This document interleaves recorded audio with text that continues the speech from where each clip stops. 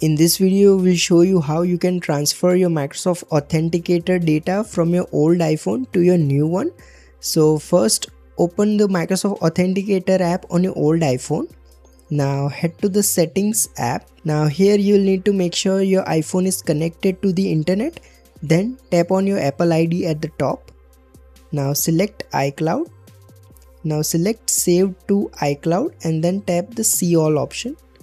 Here scroll all the way down and make sure that the Authenticator toggle is turned on. So this will allow the Authenticator app to back up all your accounts to the iCloud. Now on your new iPhone, head to the Settings app and then sign in with the same Apple ID that you were using on your old iPhone. Once you have done that, head to the App Store and then search for the Microsoft Authenticator app and then download it. Once you have downloaded the app, simply open it. Now here select Continue. Now you'll see this particular screen asking you to simply sign in to finish setting up your account. Simply select Sign In. Once you complete the sign in process, all your Authenticator accounts will appear on your new iPhone. If you find this video useful, please don't forget to like and subscribe to Glitch Guru.